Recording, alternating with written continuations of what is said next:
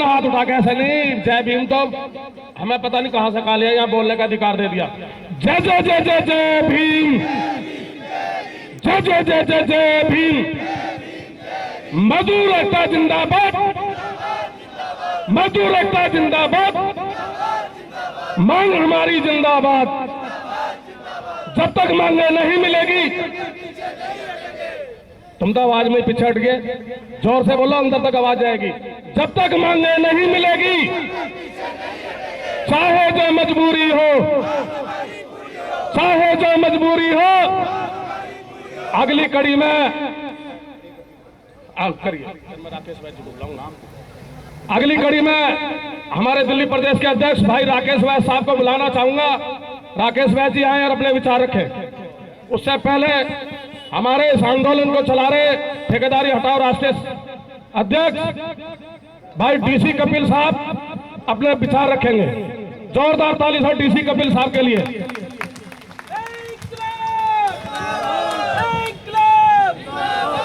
दोस्तों, बहुत विस्तार पूर्वक अभी राजकुमार जी ने सिलसिलेवार आपके सामने अपनी बातों को रखा और मैं बीच में और वक्ता भी मेरी बात बोलेंगे। सिर्फ एक दो अपील करने के लिए आपके बीच में मैंने 2 मिनट का समय लिया है। भाई ये साथी जितने मेरे इधर खड़े हैं, आपसे गुजारिश है प्लीज आ जाओ इधर। जब आए हो प्रोग्राम में तो इस साइड आ जाए। राजेश, ये इनको बुलाओ इधर। जितने भी साथी मेरी आवाज सुन रहे हैं, टेंट के पीछे आने का काम करें। दोस्तों, मैं एक घोषणा करने के लिए, घोषणा ये कि हमारे बीच में हमारे साथी हैं नंद किशोर ढिलोर साहब, जिनको आप लंबे अरसे से यूनियन के अंदर सक्रियता रूप में देख रहे हैं। हमारी ठेकेदारी हटाओ इस टीम के अंदर हम इनको जो है एक पदाधिकारी के रूप में आज जिम्मेदारी देने वाले हैं। तो मैं आपके सामने आज इस मंच से उनके बोलने से पहले ये घोषणा करता हूं कि ठेकेदारी हटाओ राष्ट्रीय संयुक्त मोर्चा के अंदर आदरणीय नंद किशोर ढिलोर जी को जो है प्रवक्ता के रूप में हम इनको नियुक्त करते हैं और हम उम्मीद करते हैं कि इनके इस संगठन में जुड़ने से और पदाधिकारी बनने से हमें नई ऊर्जा मिलेगी, नई दिशा मिलेगी और ये संगठन और ज्यादा मजबूती की तरफ बढ़ेगा। देखिए हमारे माताएं बहनें, एक तो हमारे जितने भी वॉलंटियर्स हैं, इन लोगों की बहुत बड़ी गलती है कि जाते हुए किसी भी साथी को रोकने का काम नहीं करते, रिक्वेस्ट करने का काम नहीं करते।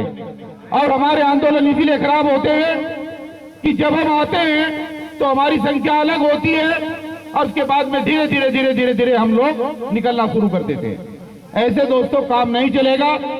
अगले वक्ता से पहले मैं एक अपील करना चाहता हूं, जितने भी बुद्धिजीवी साथी हैं जरा ध्यान दें। देख हाँ भैया, हेलो, तू ही तेरा बात है, तुझे कई बार मना कर लिया। कोई भी आंदोलन बिना पैसे के नहीं चलता है। मेरी बात गौर करके सुने आप लोग। कोई भी आंदोलन बिना पैसे के नहीं चलता है। 1970 के दशक में एक आंदोलन इस देश के अंदर शुरू हुआ, एक नोट और एक वोट का आंदोलन। और उस आंदोलन की बदौलत देश के सबसे बड़े सूबे के अंदर, उत्तर प्रदेश के अंदर सरकार बनी। लोगों ने 1-1 रुपया दिया, लोगों ने 1-1 वोट दिया। मैं यहां पर आए हुए तमाम साथियों से गुजारिश करता हूं कि दोस्तों, इस आंदोलन को सफलता की तरफ ले जाने के लिए जब तक एक जन आंदोलन के रूप में आपका आर्थिक सहयोग नहीं मिलेगा, तब तक ये आंदोलन सही मुकाम तक नहीं पहुंचेगा। हम चाय पीने जाते हैं तो 10 रुपए से कम चाय नहीं मिलती। हम पानी की बोतल लेते हैं तो 20 रुपए से कम पानी की बोतल नहीं आती। और हम जो और अपने शौक फरमाते हैं वो सारी चीजें भी पैसे से ही होती हैं। हमें प्रतिज्ञा लेनी होगी कि जो हम अनाप शनाप खर्चा करते हैं, जब तक ये आंदोलन चले कम से कम उस खर्चे को बर्बाद होने से बचाएं।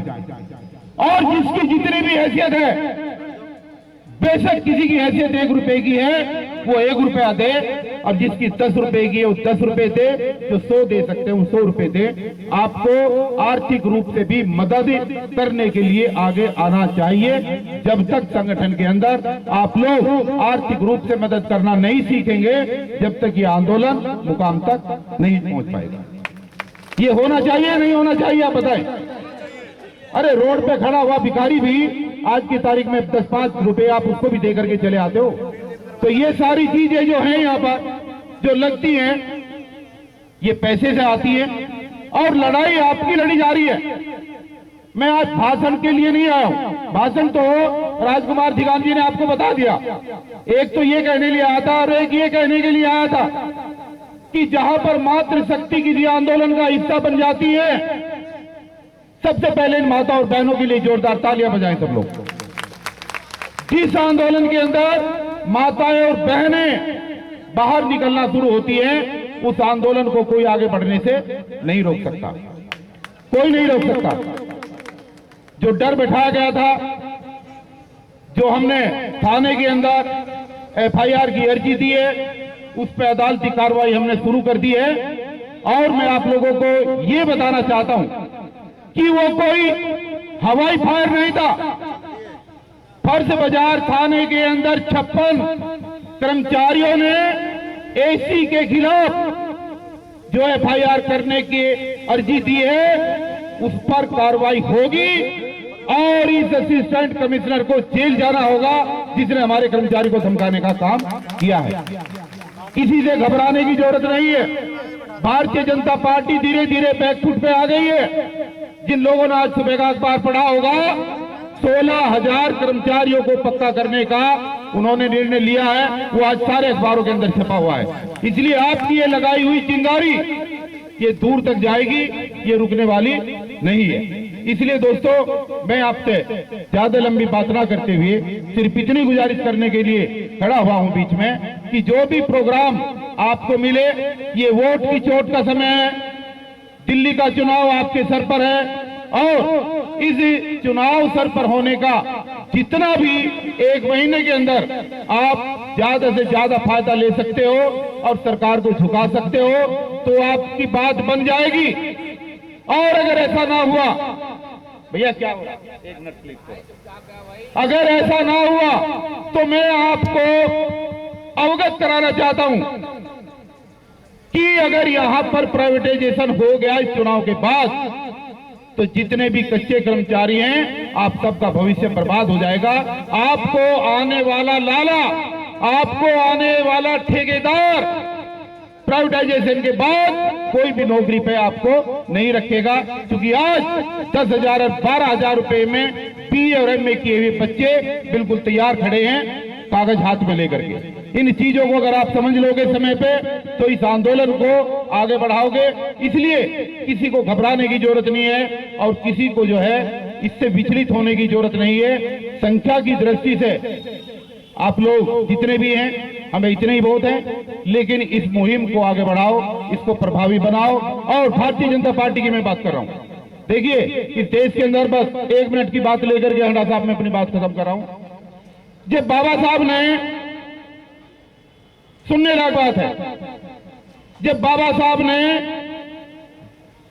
संसद के अंदर संविधान लागू करने के लिए दिया, 26 जनवरी 1950 की बात है, तो भारतीय जनता पार्टी के लोगों ने, आचार्य कृपलानी ने,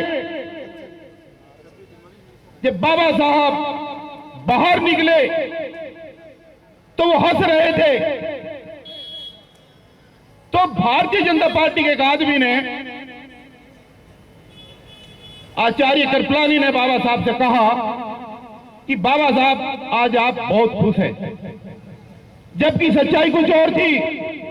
सच्चाई ये थी कि उससे 2 दिन पहले ही बाबा साहब का जो सबसे प्यारा बेटा था वो एक्सपायर हो गया था। लेकिन बाबा साहब को चूंकि संविधान समय पर जमा करना था, इसलिए उन्होंने वहां पर कहा था कि आज मैं अगर अपने बेटे के चक्कर में लग गया तो इस देश के करोड़ों बच्चों का कत्ल गांधी एंड कंपनी कर देंगे। इसलिए वो रुके नहीं, वो झुके नहीं, अपने बच्चों की बलिदानी दे दी। उधर रो रहे थे, लेकिन जब संविधान दिया तो हंस करके निकले। तो कृपलानी ने यह कहा कि आप जो डॉक्टर साहब हंस रहे हो, ये आपका समाज बिकाऊ है, ये आपका समाज अनपढ़ है, अशिक्षित है, हम इसको खरीद लेंगे, हम इसको गुलाम बना करके रखेंगे। तो बाबा साहब ने एक बात कही थी कि मैंने आज अपनी